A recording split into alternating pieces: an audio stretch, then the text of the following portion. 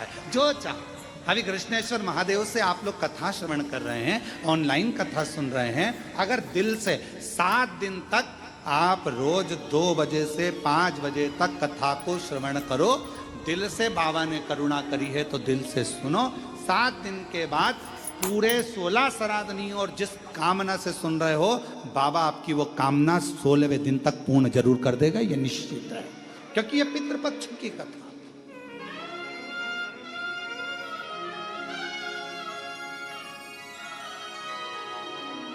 पितृपक्ष की कथा मतलब पितरों के भाव से, पितरों के कल्याण हेतु, पितरों के सुख हेतु भगवान शंकर के पुत्र स्वयं गणेश जी महाराज के नाना जी के सुंदर आनंद में ये कथा हो रही, क्योंकि माँ पार्वती के पुत्र गणेश और पार्वती के पिताजी हैं पितृ, तो गणेश जी के हो गए नाना जी, नानी।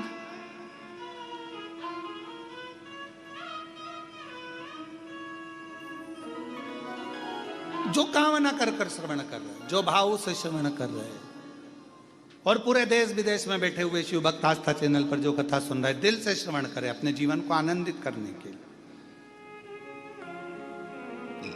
पितृलोक बड़ा सुंदर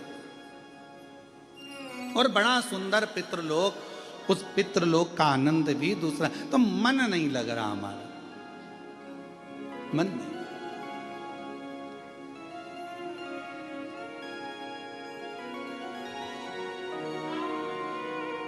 ये पितृलोक मेरा प्रिय प्रिय। पार्वती मां कहती हैं हिमालय राज से मेरा दिल नहीं लगता, पितृलोक में मेरा मन लगता है, क्योंकि पितरों का लोक एक ऐसा लोक है जहां भगवान नारायण स्वयं अपने देवताओं के साथ में पितरों के कंधे पर हाथ रखकर कथा का रसतत्व श्रवण करते हैं और वर देते हैं। इतनी प्रियता। महाभारत में भी राजा कर्ण की कथा में कहा गया कि दानवीर कर्ण कहा जाता है जिन्होंने दान दिया। तो ऐसा कैसा दान दिया कि दानवीरों की गिनती में युधिष्ठिर नहीं आए, दानवीरों की गिनती में अर्जुन नहीं आए, दानवीरों की गिनती में भीम नकुल सहदेव नहीं आए, दानवीरों की गिनती में केवल राजा कर्ण आए। ऐसा क्या दान दिया? 2 कथा है राजा कर्ण की और बड़ी विचित्र। एक, अर्जुन ने जब भगवान कृष्ण से कहा कि दानवीरों में मेरी गिनती क्यों नहीं है, तो भगवान ने कहा कि समय आएगा जब मैं बताऊंगा। एक दिन भगवान कृष्ण ने एक सोने का पर्वत खड़ा कर दिया। तो भगवान कृष्ण ने अर्जुन से कहा, अर्जुन ये सोने का पर्वत है, मेरा मन कह रहा है कि तू एक काम कर, तू सबको सोना दान कर, तेरे हाथों से जा भर भर के दान कर। अर्जुन ने सारे नगर में सूचना कर दी, कल सुबह 9 बजे से लेकर शाम को 5 बजे तक सोना दान किया जाएगा, आ जाओ। सारे गांव के लोग लाइन लगा कर आ गए। अर्जुन ने तगाड़ी भर भर कर एक एक तगाड़ी सोने की सबको देना प्रारंभ कर दिया। सब डला भर भर कर सोना लेकर चल दिए। अर्जुन दे देकर थक गया, पर वो सोना खत्म नहीं, समाप्त नहीं।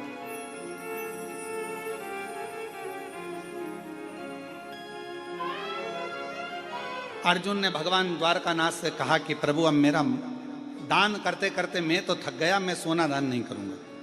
भगवान ने पूछा ठीक है। भगवान ने कर्ण को बुलाया, कर्ण ये सोने का पहाड़ है, दान करना। कर्ण ने सूचना करवा दी सारे नगर में, कल सोना वितरण होगा, आ जाना और ले जाना। सारे की सारे आ गए, खड़े हो गए। कर्ण ने हाथ जोड़कर बोला, भैया तुम सबको जितना सोना चाहिए, ये पहाड़ है, तुम हो, जिसको जितना चाहिए लेकर चले जाओ। अर्जुन ने कहा, प्रभु वो कर्ण दान कर रहा है, क्या कर रहा है? सबसे कह दिया जिसको जितना चाहिए उठा कर ले जाओ। कर्ण को बुलाया भगवान ने, अर्जुन के सामने पूछा, बेटा कर्ण ये बताओ कि कर्ण तुमने ये सोने का पहाड़, तो कहा प्रभु सोने का पहाड़ मेरा था ही नहीं, तो मैं क्यों टेंशन लूं कि कितना देना है, कितना देना है, मैं क्यों टेंशन लूं? जिसका पहाड़ जो जाने।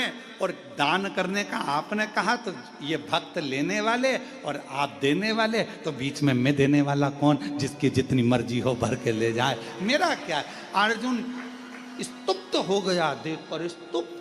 कई लोगों की आदत रहती है, किसी के यहाँ सत्यनारायण जी की कथा में जाते हैं और अगर उनको प्रसाद का कटोरा दे दिया जाए कि लो प्रसाद बांटो, तो वो आधी आधी चम्मच बांटेंगे। अरे प्रसाद वाले का प्रसाद तेरा काम है देने का, अच्छा दिया जाए, तो तेरा क्या जाए। अरे तो सबको भी तो देना। आखिरी में सबको देने के चक्कर में इतना सारा प्रसाद बढ़ गया तो घर का मालिक ही बोला पूरा ही बांट देते, काहे को इतना सारा बचा लिया। हम घर में गिने चुने 4 लोग तो हैं, अब 4 लोग में इतना सारा प्रसाद रह जाएगा, कौन खाएगा, क्या करेंगे, सब बांट।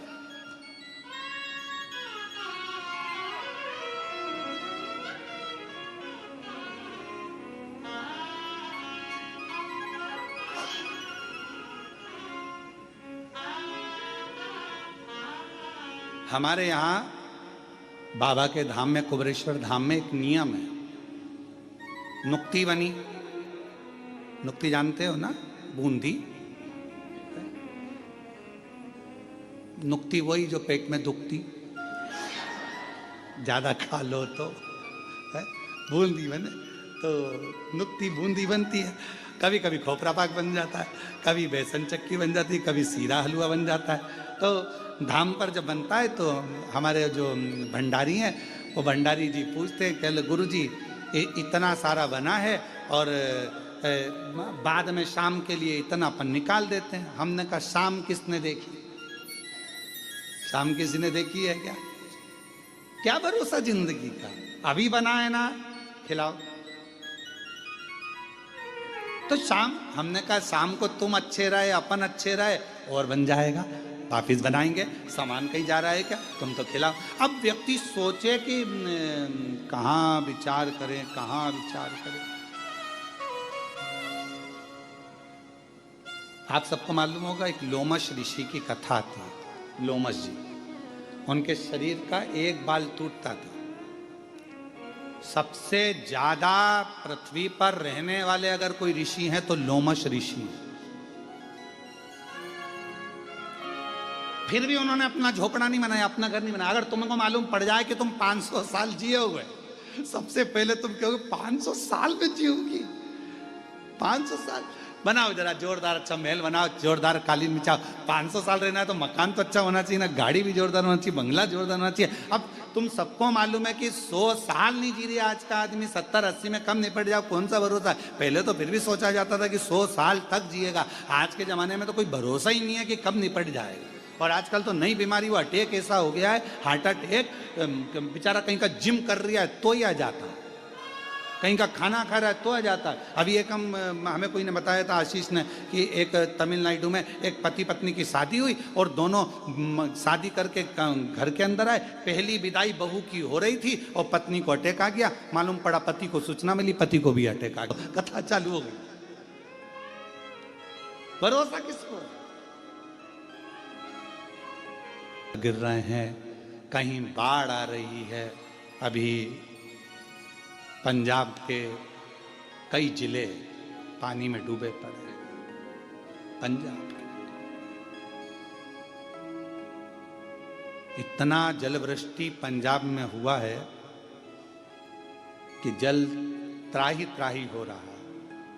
इतना पानी चारों तरफ, घरों में, मकानों में, दुकानों में, खेतों में, भोजन तक नहीं, पूरी व्यवस्था, प्रशासन की अव्यवस्था हो गई। इतना पानी पानी कौन संभाले, कैसे संभाले? आज पंजाब की स्थिति देखकर पंजाब में निवास करने वाले सभी शिव भक्तों को इतना जरूर कहूंगा, मेरा देव अधिदेव महादेव जल्दी से जल्दी सब बागडोर अच्छे से संभाले और जो भी भरा हुआ स्थान है पानी से पंजाब का, वो सब खाली होकर बड़े प्रेम से सभी सुरक्षित रहें। सबकी रक्षा मेरा कृष्णेश्वर महादेव, मेरा काल अधिपति महाकाल बाबा, मेरा कुबेर भंडारी करे। और पंजाब के जितने भी शिव भक्त जो शिव कथा को सुनते आए हैं, अगर आपके क्षेत्र में पानी नहीं है तो हाथ जोड़कर निवेदन करूंगा कि जिन जिन क्षेत्रों में पानी भरा पड़ा है वहाँ पर शंकर भगवान का नाम लेकर आप विठलेश सेवा समिति की ओर से, कुबेरेश्वर बाबा की ओर से वहाँ भंडारे चलाएं, भोजन कराएं, बच्चों को वस्त्र की व्यवस्था करें। हमने भी पंजाब में भटिंडा में वहाँ के भटिंडा के मेयर महोदय के पिताजी अमरजीत सिंह जी से बात करी 2-3 बार। उनको हमने एक ही बात कही, आप जब कहेंगे श्री विठलेश सेवा समिति पंजाब के लिए चावल कहें तो ट्रकों में भरा कर चावल भेज दिए जाएं, आटे का बोलें तो आटा भरा कर भेज दें। और अगर जो बच्चे हैं, क्योंकि बेटियां हैं, कुबेरेश्वर धाम बाबा कुबेर भंडारी का धाम, कुबेरेश्वर धाम प्रत्येक बेटियों का मायका है। और जितने भी पुरुष वर्ग हैं उनका ससुराल है, बच्चों का ननिहाल है। तो इस मायके से जब आप कहोगे हम ट्रक भरकर कपड़े, ट्रक भरकर अनाज जब चाहो जब भेज दो। विठलेश सेवा समिति और कुबेरेश्वर धाम परिवार आपके साथ हमेशा खड़ा हुआ है। ये कुबेर भंडारी आपका पिता का घर है, मायका है, मायका। हमने भटिंडा के मेयर महोदय को सूचना दी है कि जब जरूरत पड़े आप सूचना करें, ट्रक भराकर कपड़े बच्चों के पहनने के, मेरी जीजियों के लिए, मेरे जीजाओं के लिए पहनने के वस्त्र आदि, कम्बल, रजाई, जो कहो वो यहाँ से विठलेश सेवा समिति सीहोर कुबेरेश्वर धाम भेज दे दिल से। और ये समिति, विठलेश सेवा समिति, ये कुबेरेश्वर धाम परिवार सब बहन बेटियों का मायका है।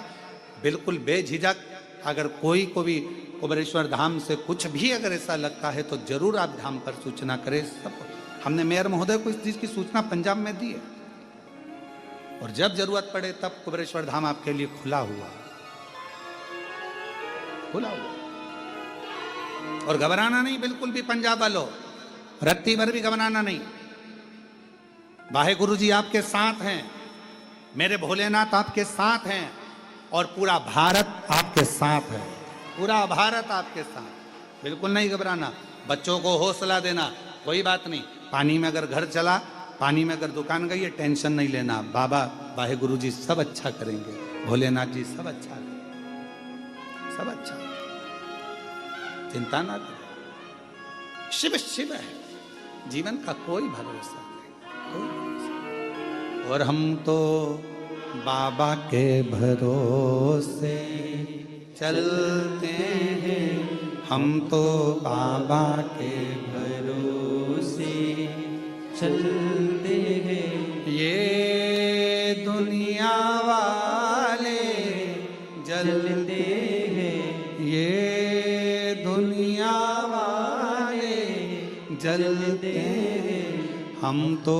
बाबा के भरोसे चलते हैं, हम तो बाबा के भरोसे चलते हैं। काशी वाले के भरोसे चलते हैं, डमरू वाले के भरोसे चलते हैं, सीहोर वाले के भरोसे चलते हैं, कृष्णेश्वर नाथ के भरोसे चलते हैं, हम तो बाबा के भरोसे चलते हैं। ये बाबा की कृपा, ये उसकी उदारता है, जीवन का कोई ठिकाना नहीं। पहली कथा राजा कर्ण की कर रही है कि ये सोने का पहाड़ है, तुम लेने वाले वो देने वाला, मैं बीच में क्यों पढ़ूं कि 1 तगाड़ी दूं कि 2 तगाड़ी दूं, जिसकी मर्जी उतना ले जाओ। हमने हितेश नारखेड़े जी से कहा कि कथा के यजमान कौन बनेगा, तो हितेश नारखेड़े जी बोले पहले तो कृष्णेश्वर महादेव बनेंगे। ठीक, हमने कहा नहीं वो तो बन गए, फिर पूजन में कौन बैठेगा, तो कि एक पिताजी बैठ जाएंगे, एक हमारे ससुराजी बैठ जाएंगे। तो हमने कहा ये भी अच्छी बात।